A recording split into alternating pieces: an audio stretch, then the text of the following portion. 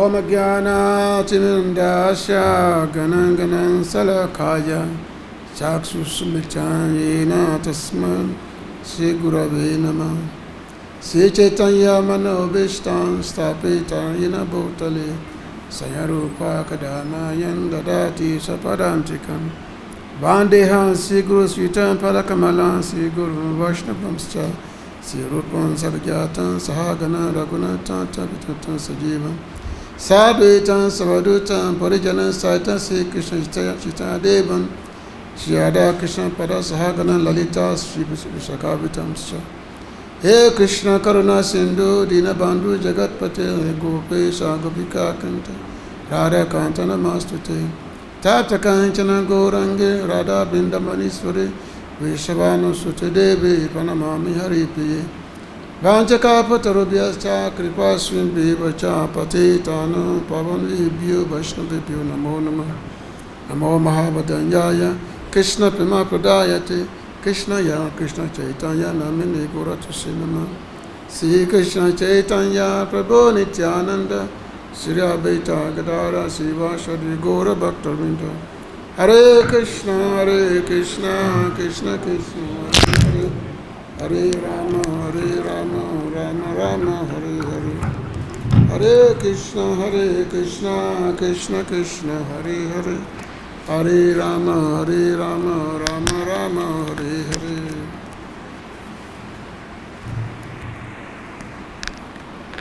Anandalila Maya Vigrahaya Imabhata Vichari Sundaraya Tasma Maha Premarsa Padaya Chaitanya Chandriya Nama Namastate Chaitanya Chandriya Nama Namastate. So I thank everyone for coming this evening for our nightly Bhagavad-Gita discourse.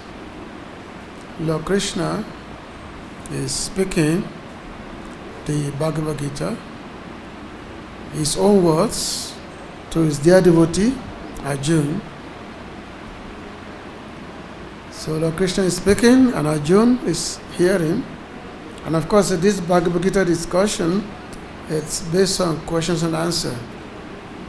So many questions that Arjuna asked, and Lord Krishna answered them perfectly.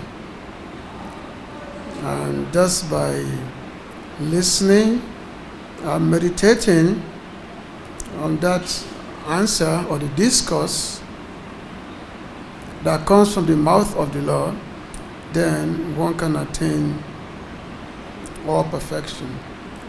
Just like when, at the end of the Bhagavad-Gita, Lord Krishna asked Arjuna that, are you not convinced of what I've said? Are you free from illusion? Are you not ready to act as I have instructed? Arjuna said, yes, now I am free from illusion. He asked me, Smriti Mohan, he said, I am completely free from illusion. Now everything is clear. From now I'm ready to act as per your instructions. Which means I'm ready to fight the battle of Kurukshetra. So we are in chapter 12 now. This chapter is about devotional service. Just like in the 11th chapter, towards the end, so Lord Krishna says, it's a bhakti-yoga ananya sakya aham evam vidu arjuna gyanatam dhyastam chitatena pravishnam cha parantam. He said that, my dear Arjuna, only by unalloyed devotional service can I be understood as I am. Only by devotional service can I be known. There's no other way one can know God. Only by devotional service, by bhakti. Just like, Lord Krishna was there on the battle of Kurukshetra, and there are millions and millions of soldiers who are on the battlefield. They all saw him because the Lord was in the middle of the both sides, the Kaurava side and the Pandava side, and the Lord was in the middle. So every single soldiers, every single warriors, they all saw Lord Krishna. They all saw Krishna. He was on the chariots, big chariots. They all saw him, but not everyone know him. Of all the millions and millions of people, soldiers who were on that battlefield, only few personalities know Krishna as the supreme absolute truth. The Pandavas, then the Bhishma Dev, Dronacharya, and some few persons, only few, know him as God, as the Supreme Lord. Otherwise, if everyone know that, okay, this is God, and he has come and is telling us to be his devotee, surrender unto him, everyone will have laid down their arms and said, now let's not be envious of another devotees, and let's just surrender to God and render devotional service. But no, that is not the case. So therefore, only few, unless by devotional service, can one know God. Otherwise, in this material world, all of us, our eyes is blind. We are blind, even though we may pride ourselves for being big eyes and all that. It's just like owl, the bird, in the daytime cannot see. Even though he has a big eye, big eye, but daytime cannot see. It's blind in the daytime. So we are like that, we cannot see. But we have so much of pride, so much pride that we have in ourselves. So the Krishna tell that only by devotional service cannot be understood. Because Krishna, he has manifested after Arjuna was bewildered by the Arjuna was bewildered by the manifestation of the universal form. Krishna showed him the universal form, so Arjuna was bewildered by that. He became afraid, and then he prayed to Krishna that place.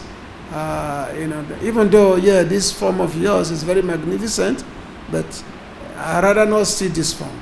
Please show me your original form, original true and form. I want to say this is what is pleasing to the eye. Please show me that. And because Arjuna was a pure devotee, so the Lord showed him his original true and form. And the Lord said, only by devotional service can this form be known, can it be understood. And just like here in Vrindavan, we have been discussing again and again in all the previous lectures that yes, Krishna is fully understood when one becomes his unalloyed pure devotees. So this chapter is about devotional service to Krishna, whereby the Lord is actually talking about devotee. He talks about devotional service, and he talks about the characteristics of the devotees. The Lord talks about these various symptoms of devotees. And this chapter is the end of the middle sixth chapter of the Bhagavad-Gita. Because Bhagavad-Gita, which is in three sections, one section dealing with Karma Yoga, another section dealing with Jnana Yoga, and another section dealing with bhakti-yoga. So the chapter 1 to 6 basically deals with Karma Yoga. Of course, when we say Karma Yoga means the actions, which is in Krishna consciousness. Everything has to be in Krishna consciousness, which means activities that one does for Krishna, for God. Niskam Karma Yoga. Niskam Karma Yoga, which means activities that one performs for the satisfaction of the Supreme Lord. That is Karma Yoga. And then there's Jnana Yoga, the knowledge of course, when we say that Jnana, this is knowledge of Krishna. Knowledge of Krishna, this creation, the most of material nature, So the chapter 13 to 18, that is Jnana Yoga. And then chapter 7 to 12, That is a bhakti-yoga. It's all about the Lord, about himself, about his devotees, about his energies, his devotees, and then about his, then the symptoms of his devotees and what pleases him. So this chapter concludes that section. That's the sixth chapter. That concludes it. So today we are reading the text number 5, because Arjuna, you have been asking that what is better to perform. Is it better to meditate on the impersonal Brahman, or is better to focus on the direct form, to perform direct bhakti to the Lord? That is the question which Arjuna he had asked. It's not. Evam sarta yukta ye bhakta stram payupasate ye chapyaksharan avyaktam teṣām ke yoga vitamaha, that which are considered to be more perfect, those who are always engaged in your devotional service, or those who worship the impersonal Brahman, the unmanifested. So Arjuna had asked this question, that which is better, your devotional service, bhakti unto you, or just to meditate on your impersonal aspect? So this is what Arjuna, he had asked this question. So in this text number 5, the Lord is answering Arjuna. Okay, he has said the answer from the text number 2, and then text number 5 is the continuation of that answer to Arjuna's question. So we can all read together text number 5. kleśo dhika-taras teṣām avyaktāsakta-cetasām avyakta gatir duḥkhaṁ dehavadbhir avāpyate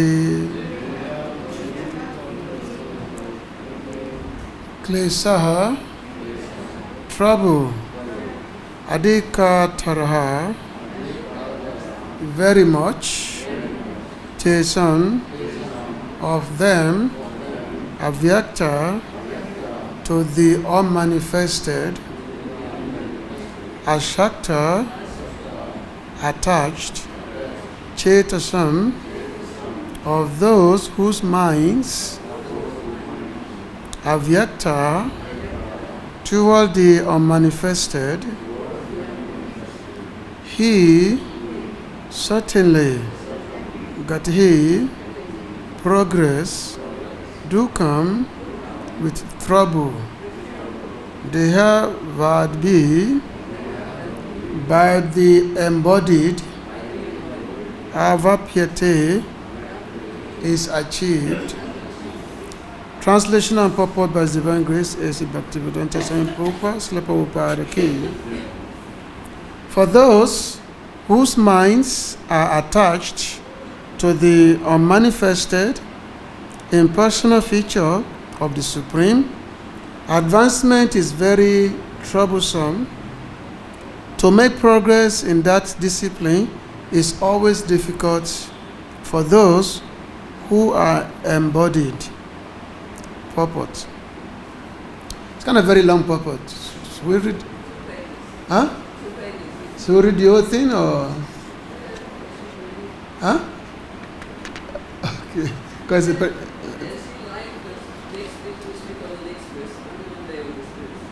okay. The group of transcendentalists who follow the path of the inconceivable or manifested impersonal feature of the Supreme Lord are called Jnana Yogis, and persons who are in full Krishna consciousness, engaged in devotional service to the Lord, are called Bhakti Yogis. Now, here, the difference between Jnana Yoga and Bhakti Yoga is definitely expressed.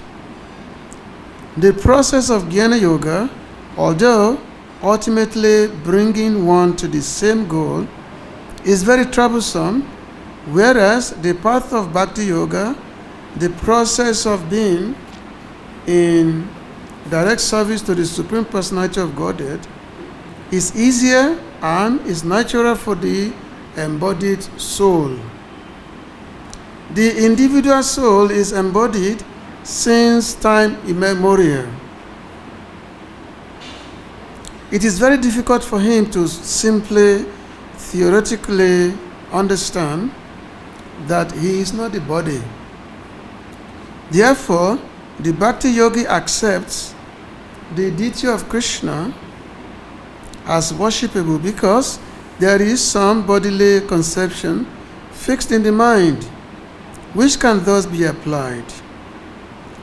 Of course, worship of the Supreme Personality of Godhead in his form within the temple is not idol worship.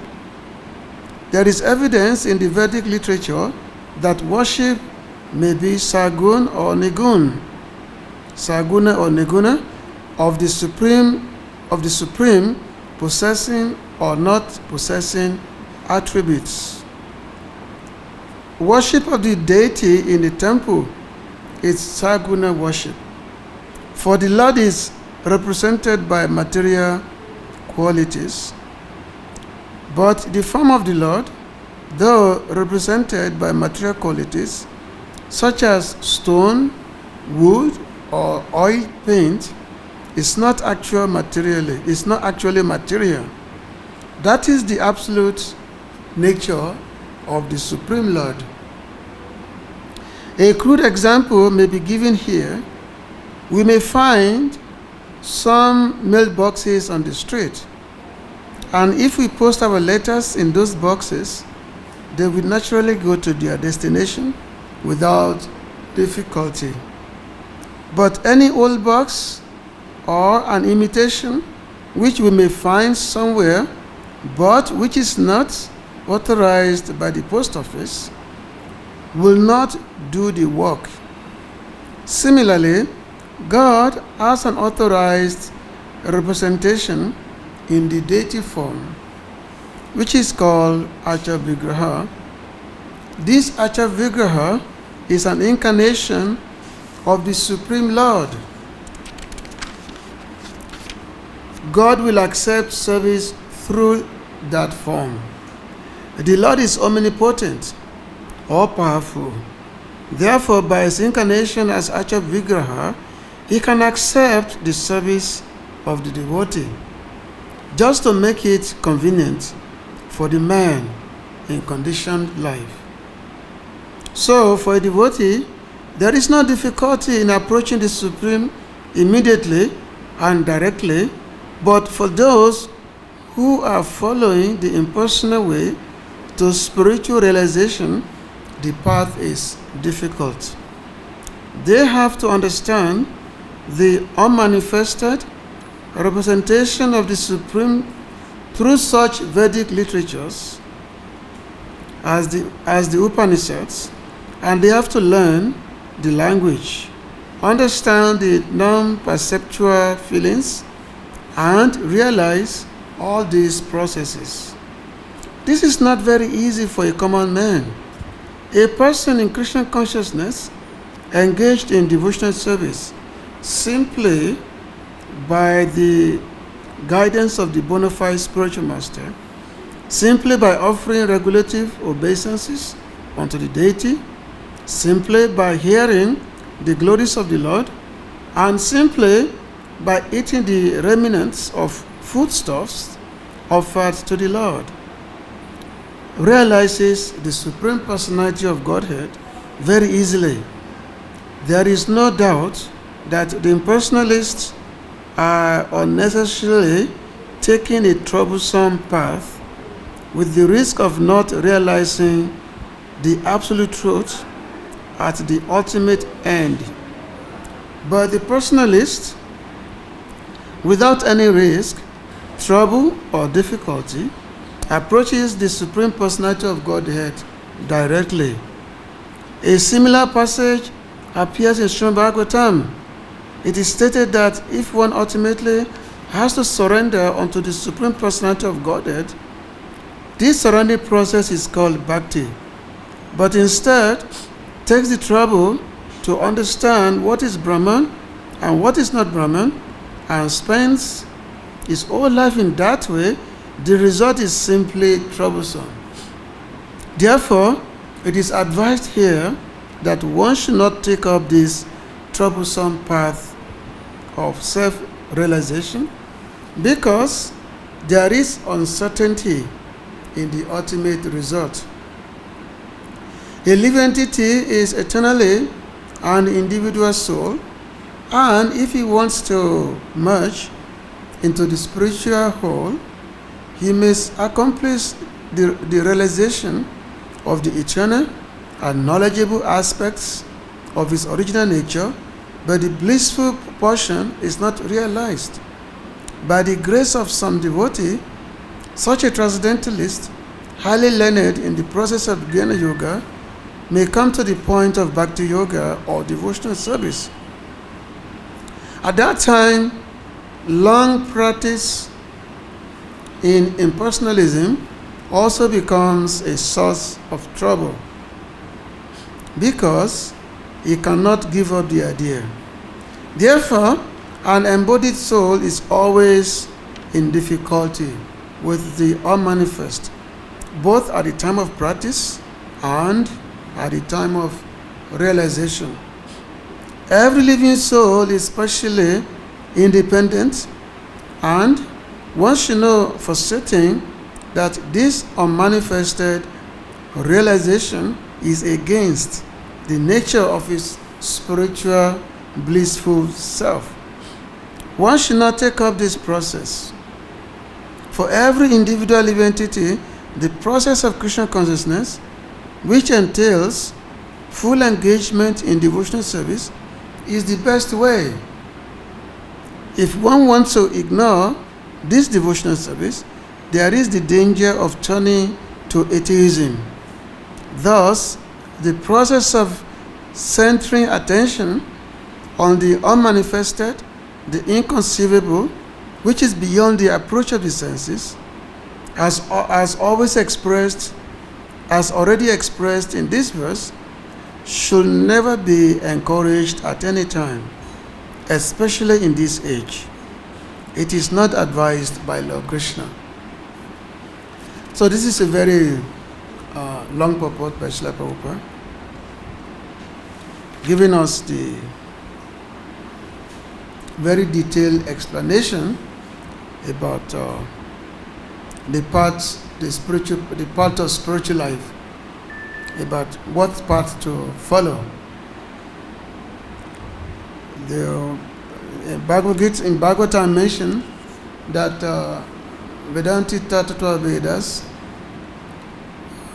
Traya Jnana Advayam Brahmeti Paramatmeti Bhagavan it is said that Bhagavan it is sabdyate, that there are three processes. Those the knower or the tattvavit, which means those who have understood the absolute truth, they have ascertained that there are three processes of understanding the absolute truth. So these processes are the Brahman, which means the Brahman process, which is the impersonal aspect, which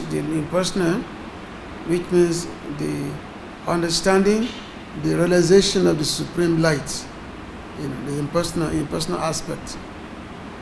So that is one path. Another part is localized aspect, which is Paramatma, the realization of Paramatma, which is normally realized by the yogis. The yogis, they meditate on the Paramatma within the body, the mystics. Whereby so which means actually the yogi's path is much better than the impersonalist path. Those who simply realized on the Supreme Brahman as a whole. And then of course, then the Bhagavan-iti, which means the Supreme Personality of Godhead, who is served only by the devotees. So the law it's mentioned here that the impersonal part is very, very difficult.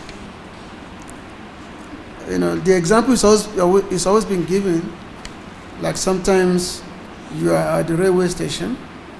So you are at the railway station, and then you hear a train coming. By its noise, the train make a noise, the horn of the train. So you know that the train is coming. Maybe you know that the train is coming, but you have not seen the train yet. You just know that the train is coming. So that's what you know about the train. And then the train started approaching. So you saw the train coming from afar. You say, "Oh, here's the train coming from afar." So this is comparable to Paramatma aspect, because the train is there. The train is a body of transport. The train is coming, and then when the train actually stops at the station, then you can see inside.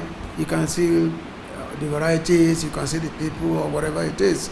So in this way, which means your knowledge of the train is actually complete by seeing the train, by going inside. People can see, people can learn all this. So your knowledge of the train is complete. Whereas, if you simply hear the noise of the train, your knowledge of the train is totally very small, very small. So the impersonalists, they are like that. So they meditate on the impersonal aspect of the Lord. This is called unmanifest, the avyakta. The avyakta means unmanifest aspect of the Lord. So unmanifest means something that you cannot see. It's unmanifest. The assumption is that it's there, but you cannot see. It's unmanifest. Just like the example of the train. You hear the noise of the train, but you have not seen the train. The train you have not seen it. You know that, okay, the train is coming, the train is there, but you have not seen, you don't know anything about the train. So similarly also, these transcendentalists, they meditate on the unmanifest nature of the Lord. And of course, for those who simply focus their attention on that unmanifest nature of the Lord, is said to be a very troublesome path. It's very troublesome path. Why? Because first of all, the method of attaining the goal is very difficult. The method of meditation on voidism, void, on nothingness, because first of all, it starts with a philosophical speculation, whereby it's a process of netting means not this, not this, not that, not this, not that. So it's a very trying to analyze, trying to understand the supreme or absolute truth through the process of annihilation. It's not this, it's not that. It's such a long process. It's a very difficult process. And that's why the Lord said kleśaḥ. Kleśaḥ means very troublesome, trying to meditate on something that is not visible. It's said to be very troublesome path, kleśaḥ. And that's why many impersonalists, they say, well, we cannot see the Supreme because the Supreme has no form. The Supreme Lord, the law, or the absolute truth has no form. But trying to meditate on a formless object is very difficult. So therefore, let us worship some temporary object. And with that temporary object, we'll be able to achieve our goal, which is to attain that unlimited light, that unlimited the Supreme Brahman. So therefore, we're going to meditate. We're going to choose this object, and by meditating on this object, so at the end of our meditation, we will no longer need this object. This object will be discarded because we've attained the ultimate goal, which is to become one, to merge with the ultimate absolute Brahman. So therefore, you have the Pancha Upasakas, those who worship the Pancha means the 5 items, who worship the 5 items. And these 5 items, they worship the, Brahma, they worship Vishnu, they worship Shiva, they worship Devi. The Pancha 5. I think Brahma also, they worship 5, 5 objects that they worship. Huh? Yeah, they worship Ganesh, and So the Pancha Upasakas, that's what they do. They say, okay, we're going to worship this 5, and then at the end of our worship, they're no longer needed. We're going to discard them when we are at the time of reaching the perfection.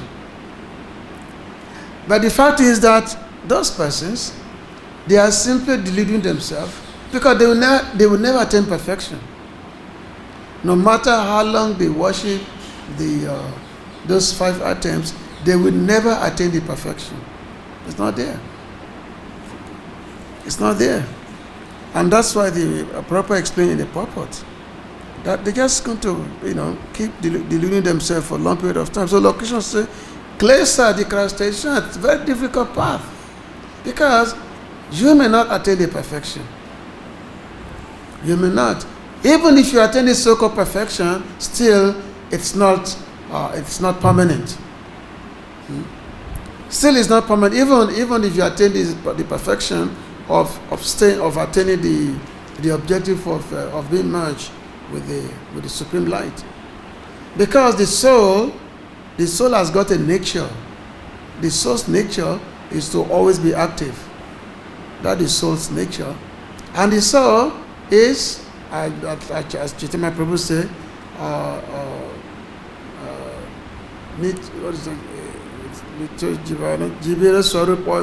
Jivera Swarup or Krishna nature does, that the soul has got a particular nature.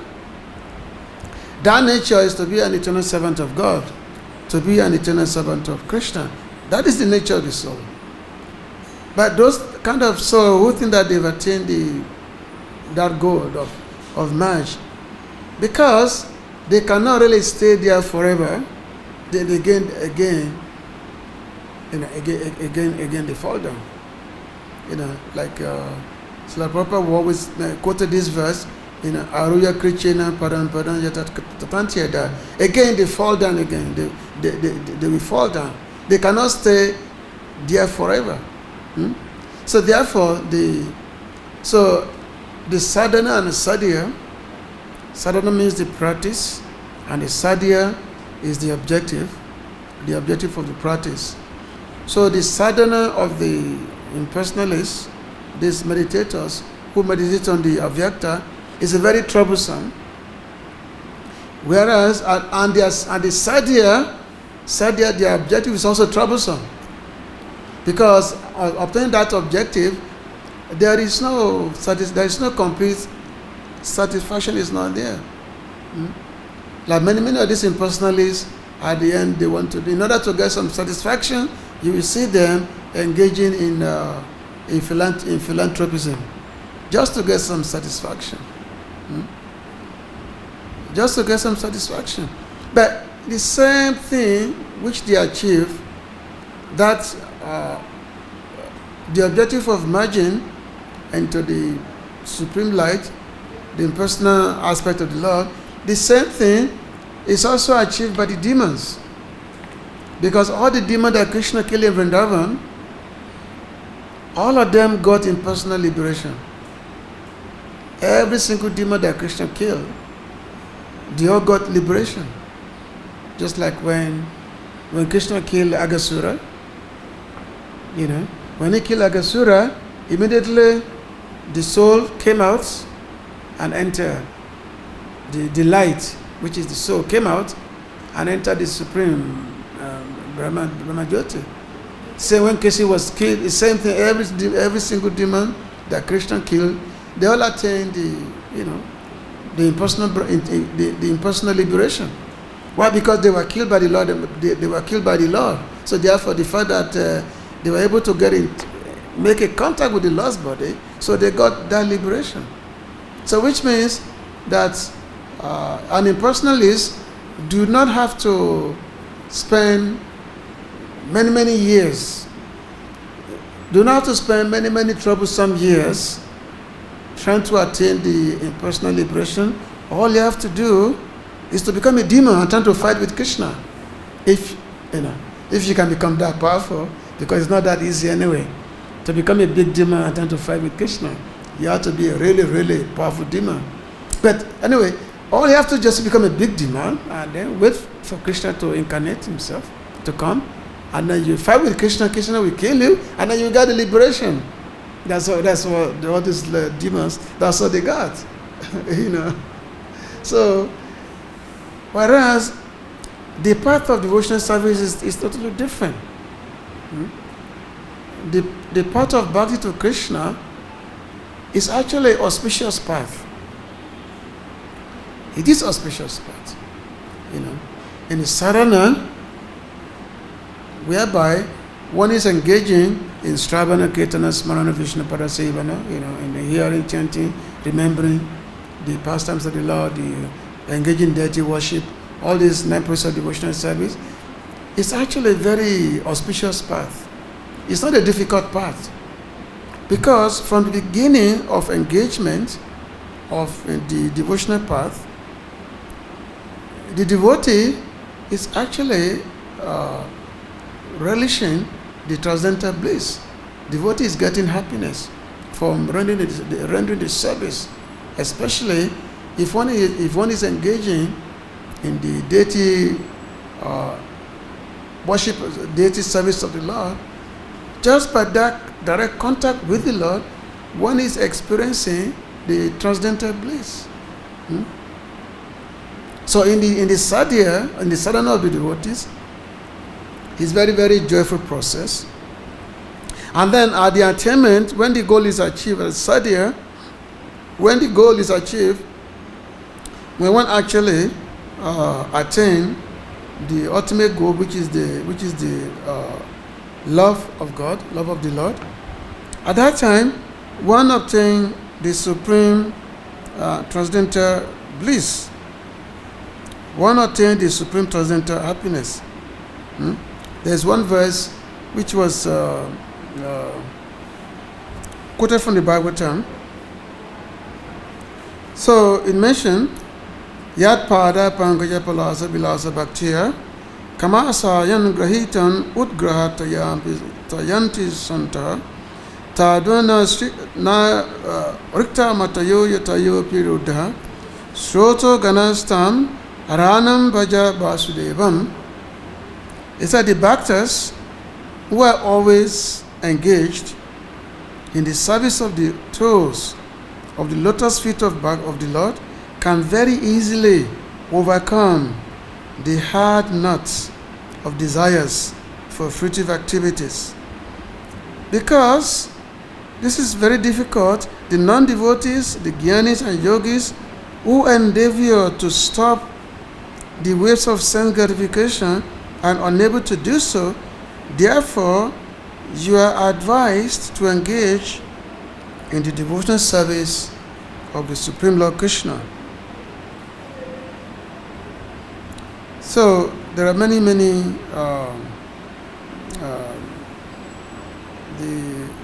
Bhagavatam especially is full of so many advices, so many verses that that explain how the part of speculation, the part of meditation on the personal aspect of the Lord is something that should not be done, because it just once it's simply wasting time. Whereas the auspicious part of rendering direct devotional service unto the Lord, that part should be embraced, because that part, the attainment of the goal is very, very clear. It's very clear, and it's also very, very auspicious path. So therefore, Lord Krishna said, Bhakta Chunaya Sakya, Aham Ema Vidu Arjuna, Gyantun Dyastun Chitatwena, Prabhishnu Chahan Parantapa, that my dear Arjuna, only by honor Lord devotional service cannot be known cannot be known. There's no other path. Only by devotional service can I be known? So after this text, so the Lord will start describing the path which is embraced by the devotees. He's going to explain, and then the Lord will be explaining the qualities of the devotees, the happiness they get from rendering the service. So it is actually a very, very, very beautiful part. Normally, most devotees, there are 20 verses in this chapter. Usually, most devotees, they know these verses by heart. They memorize them. This especially this chapter 20. This chapter 12, the only 20 verses. I remember when I was brahmachari, we all know all these verses by heart.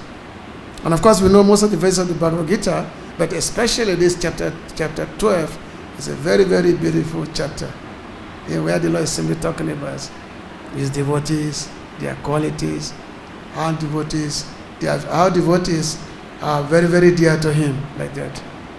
So I'm going to stop here. So if there is any question or comments.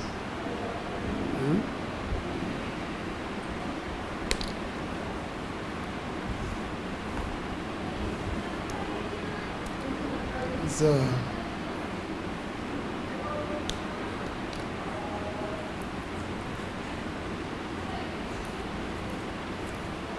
anything is okay. Anyway, so thank you for listening. I hope you're able to hear me. Okay. So thank you. Srila Prabhupada ki